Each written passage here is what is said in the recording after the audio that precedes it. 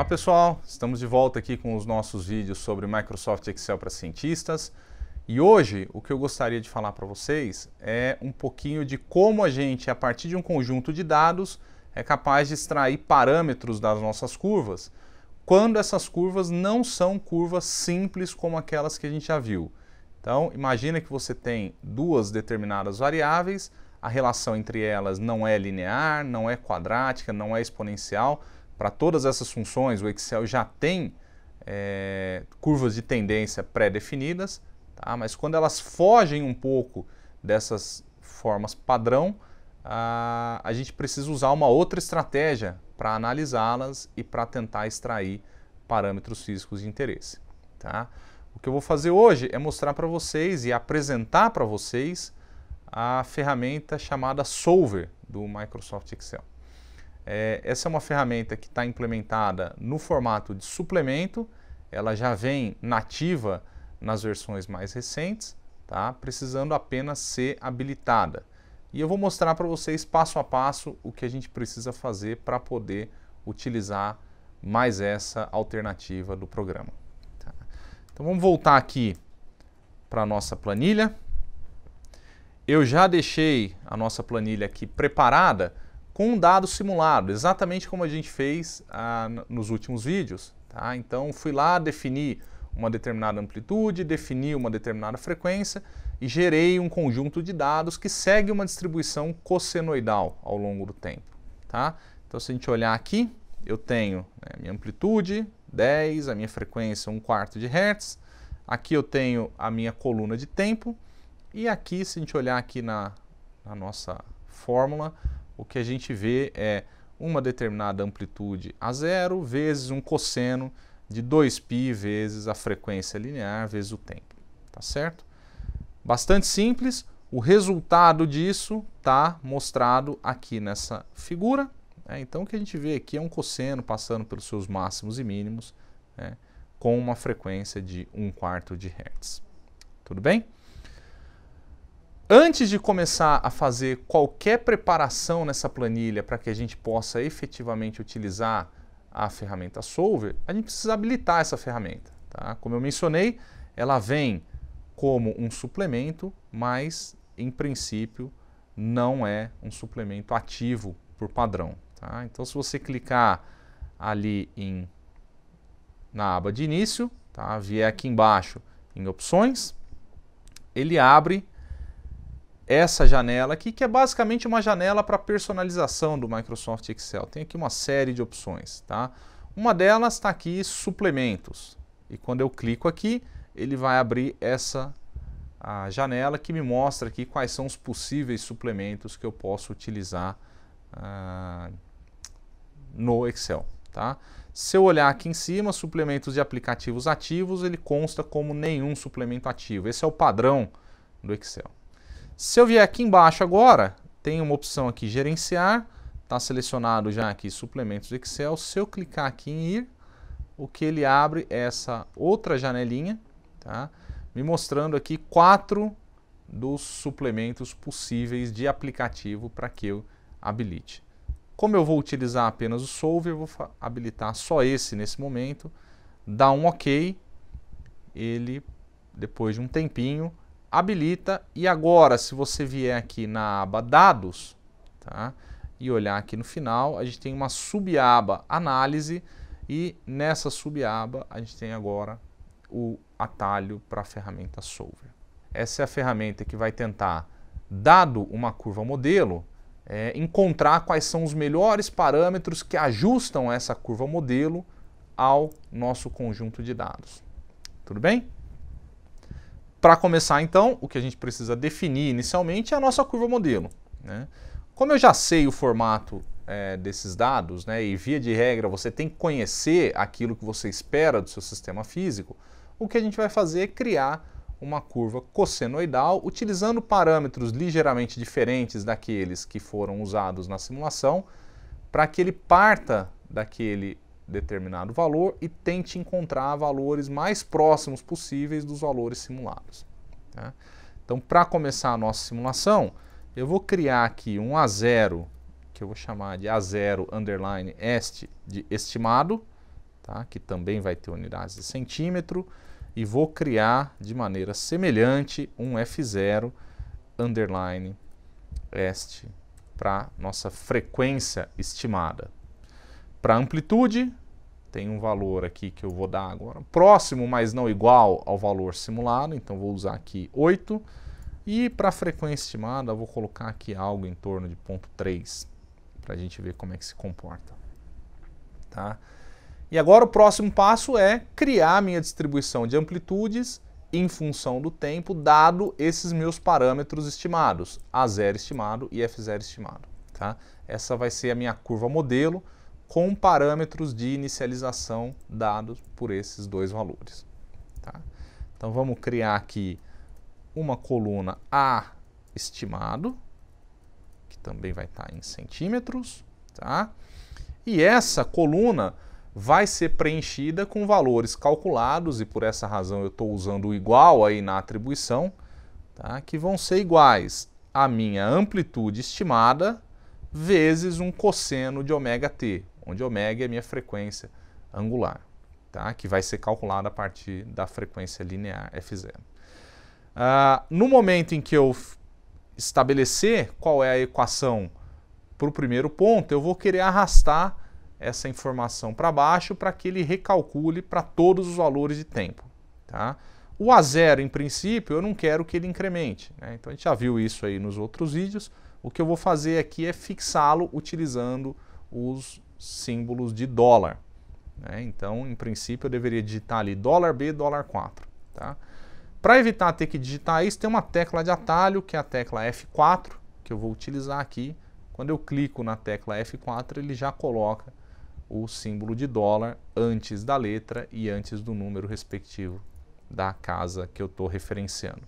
Tá certo? Então tá aí a nossa amplitude, vezes um cosseno, tá? A função cosseno é cos. E aqui eu devo colocar o argumento. Como eu estou especificando a minha frequência como uma frequência linear, então eu preciso colocar aqui um fator 2π multiplicando a minha frequência, tá? Para que ela seja representada de maneira angular. Então 2π vezes a frequência F0 estimada, que eu também no momento que arrastar esses dados para baixo não quero que seja incrementada, então vou aqui de novo usar a minha tecla F4, vezes o tempo que está aqui na minha célula D1. Tá? Então, se eu fecho agora o meu parênteses e dou um Enter, o valor que eu obtenho aqui para o primeiro ponto é 8, como era de se esperar. Cosseno de 0 é 1, então fica, nesse caso, 1 vezes a minha amplitude inicial, que é 8. Então, dá para a gente ver que as coisas estão consistentes, tá certo? Vou agora aqui dar um duplo clique no canto direito inferior da minha célula, para que ele calcule para todo mundo, e o que a gente consegue ver agora é que a gente tem aqui um valor 8 que oscila para valores negativos, depois passa para valores positivos e negativos e positivos, como era de se esperar no caso de um cosseno. Tá? Melhor do que tentar olhar para esses números e ver se a nossa simulação está adequada, a gente vai adicionar sobre esse gráfico que já foi feito com os pontos experimentais, né, que na verdade aqui no nosso caso são simulados, tá? O que vai ser no futuro a nossa curva de ajuste, até para que a gente consiga ver se primeiro os parâmetros iniciais estão apropriados, se a nossa curva modelo está adequada e mais do que isso, se o nosso solver convergiu para uma solução que é uma solução global. Tá? Como é que eu adiciono um novo conjunto de dados aqui? Clico com o botão direito em cima dos meus gráficos e coloco aqui a opção de selecionar dados. Quando eu venho aqui, ele me mostra que tem apenas uma série ativa nesse gráfico, tá? E o que eu vou fazer é adicionar uma segunda série ativa. O nome da série vai ser aqui o A estimado, tá? Para que eu saiba que é o meu modelo. Os valores de x dessa série são os valores de t, assim como no caso dos nossos dados. Os valores de y da nossa série são agora os valores do A estimado, que foram gerados de acordo com uma função cosseno, mas utilizando os parâmetros estimados. Então agora se a gente olha aqui, eu tenho uma série A e tenho uma série A estimada, como eu gostaria de ver. Tá? Se a gente olha agora para o nosso gráfico, o que a gente percebe é que surgiu uma curva laranja, né, que junto com a nossa curva azul mostra aqui dois comportamentos cossenoidais com, obviamente, amplitudes diferentes e frequências diferentes. Isso também já era o que a gente esperava. Tá? Só para que a gente deixe isso com uma cara um pouco mais parecida com o que é um gráfico com o respectivo fitting, eu vou trocar a representação dessa segunda curva simulada, que é a nossa curva estimada, que vai ser na prática depois a nossa curva de ajuste, para que ela, ao invés de ser representada com pontos, seja representada através de uma linha. Tá? Então venho aqui, vou colocar isso como uma linha sólida, um pouquinho mais fina só para ficar melhor. E vou remover aqui os nossos marcadores. Né? Então isso aqui vai ficar um pouco com a cara do que é a representação da linha de tendência quando a gente faz um determinado gráfico no Excel. Tá? A única diferença é que agora a nossa linha de tendência vai ser gerada não mais exclusivamente pelos algoritmos intrínsecos do Excel, ou que já estão, né, como padrão do Excel, mas por uma ferramenta que é a ferramenta Solver, tá? Que é um suplemento do Excel. Muito bem, então já tem aqui, né, a nossa curva modelo, né, e o que eu gostaria de fazer depois que eu rodasse o Solver é que essa curva modelo coincida com os nossos dados da maneira mais próxima possível, tá certo? Para tentar ou para finalizar a nossa preparação da planilha de maneira a poder efetivamente utilizar o Solver, eu ainda preciso criar uma métrica que permita passar para o algoritmo a informação de se ele está convergindo e se está convergindo para o mínimo global ou se está convergindo para um mínimo local. Tá? Então a gente precisa criar uma determinada métrica para mostrar para esse algoritmo se ele está fazendo o trabalho direitinho. Normalmente o que a gente faz é utilizar o que a gente chama, e já definiu aí nos vídeos passados, né, de desvio. Mas o desvio por si só, que seria a diferença entre a curva simulada ou a curva modelo e o nosso dado, ele pode ser negativo ou positivo. E aí fica difícil você criar essa métrica, né, do que é melhor, o que é pior. Então, o que a gente vai fazer aqui é criar uma métrica baseada no desvio ao quadrado. Tá? Então, eu vou aqui colocar essa representação de desvio quadrado e vou definir a nossa coluna como sendo o valor estimado ou da nossa curva modelo menos o valor do ponto medido, né, que nesse caso aqui foi simulado, tá, elevado ao quadrado. Nessa situação, todos os valores de desvio quadrado vão ser positivos, de tal maneira que se eu somar todos eles, eu vou sempre somar números positivos. Se eu agora pegar e olhar para o resultado dessa soma e tentar encontrar quais são os parâmetros A e F de tal maneira que essa soma seja a mínima possível, eu muito provavelmente convergi para uma solução interessante para o meu problema. Tá? Então vamos calcular aqui o nosso desvio quadrado para todos os valores. Então aqui tem vários deles, né? E aqui, debaixo do nosso valor estimado, eu vou criar o que eu vou chamar de Q quadrado, né? E essa variável ela vai ser nada mais, nada menos do que a soma de todos os valores do desvio quadrado. Tá certo? Se a gente olhar aqui, somando todos esses valores dessa coluna, eu estou obtendo um valor alto de 3.444. Tá certo? A ideia agora é tentar variar de maneira inteligente, e é isso que o Solver vai fazer, esses dois parâmetros, de tal maneira que esse Q quadrado aqui vá para zero. só para mostrar para vocês de que isso é de fato verdade, se eu puser aqui no A estimado o mesmo valor que eu simulei e puser aqui no F0 estimado o mesmo valor que eu simulei, vocês vão ver o que acontece. Se eu puser aqui 10, por exemplo, se eu puser aqui 0,25, o nosso Qi quadrado dá zero. Por que dá zero? Porque agora as nossas duas curvas são coincidentes e aí, é claro, ponto a ponto, a subtração dá zero, a subtração elevada ao quadrado, por consequência, dá zero também, a soma de tudo isso dá zero. Tá? Se eu volto aqui para o meu valor inicial de 8 e 0,3, esse valor aqui dá 3.444. Então, na prática, o que a gente vai pedir para o solver fazer é encontrar quais são os dois parâmetros A0 estimado e F0 estimado, de tal maneira que esse Qi quadrado seja minimizado. Vamos ver como é que a gente faz isso na prática. Nossa planilha está pronta, o que eu tenho que fazer agora é chamar o solver efetivamente. Então, venho aqui, abro a ferramenta, tá? E a primeira coisa que eu tenho que fazer quando eu abro a ferramenta é definir o nosso objetivo, tá certo?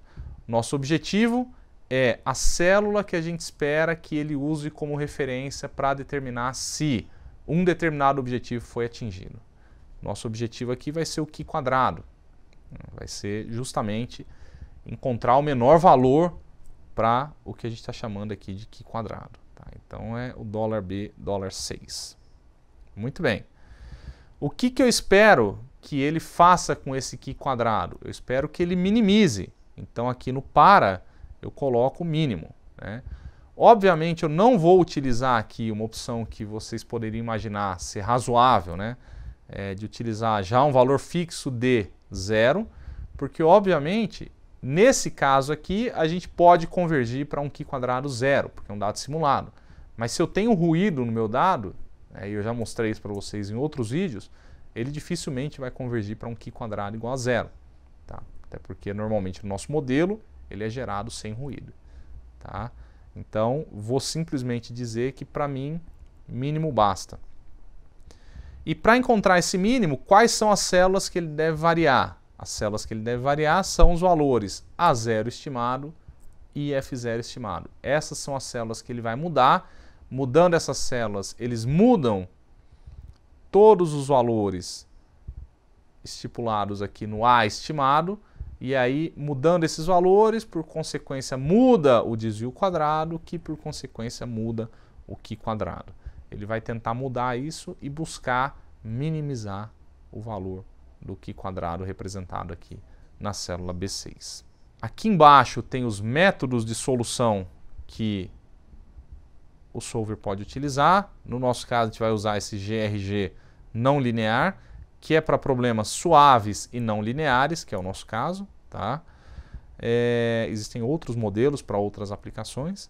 E, na prática, a gente vai tentar fazer uma otimização sem restringir nenhum tipo de variável. A gente poderia colocar que determinada variável tem que ser positiva, que determinada variável tem que estar ali dentro de um intervalo tanto a tanto, mas, na prática, a gente vai tentar deixar isso tudo livre. Tá? O que é importante aqui é que, para determinados problemas, essas restrições são importantes. Então, se esse é o seu caso, você pode colocar essas restrições aqui nessa caixinha. Feito isso, estou com a minha planilha pronta, estou com tudo preparado para que o solver tente encontrar os melhores parâmetros. Tá? Venho aqui em resolver, clico e ele faz agora a evolução usando o algoritmo estipulado, tá? E encontra parâmetros como esses daqui que ele está me mostrando. Então, para o A estimado, ele encontrou 10.000012. Tá? Para o F0 estimado, 0,25. O que resultou num Qi quadrado de 3.154 vezes 10 a menos 9. Tá? Obviamente, a gente pode argumentar no sentido contrário, né, de abonar o solver e dizer assim, não, mas ele não encontrou 10, né, no primeiro caso ali. Ele encontrou 10 com uma variação ali de 12 vezes 10 a menos 6. Tá? Por que isso acontece? Bom, isso acontece porque todo e qualquer método computacional ele tem um critério de parada. O algoritmo do solver atingiu o valor alvo, que era minimizar o Qi quadrado, uma vez que ele encontrou para o valor de A0 algo muito próximo ali do 10, tá?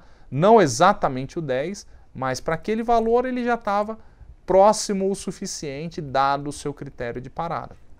Então, nesse momento, ele para a interação e ele entende que ele chegou no seu objetivo. Tá? Dá para mudar esse critério de parada? Dá para mudar. Você pode ir lá e dizer, não, eu quero que seja mais preciso.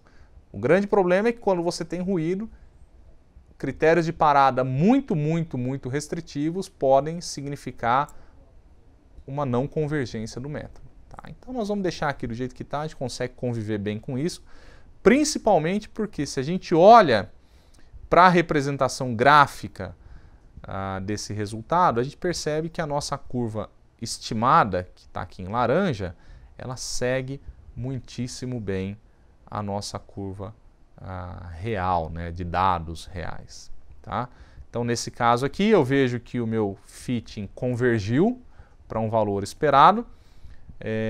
Graficamente, eu consigo verificar que agora a curva estimada ou a curva modelo com os parâmetros estimados se aproxima muito bem do nosso conjunto de dados, de tal maneira que eu sou capaz de confiar nesses valores aqui de A e F0 obtidos de maneira interativa. Tá? Última coisa que eu gostaria de mostrar aqui para vocês vamos retornar à nossa situação inicial. Então eu vou botar aqui 8.3, o nosso Qi quadrado volta para 3.444. Se eu rodar o solver agora de novo, obviamente ele vai convergir para os mesmos valores, tá? Exceto talvez ali por uma pequena diferença no critério de parada. Tá? Mas imagina que eu coloco um valor muito errado aqui para iniciar o meu ajuste. Então vamos dizer que eu coloque aqui 0.5. Tá? 0.5 é o dobro do valor do F0.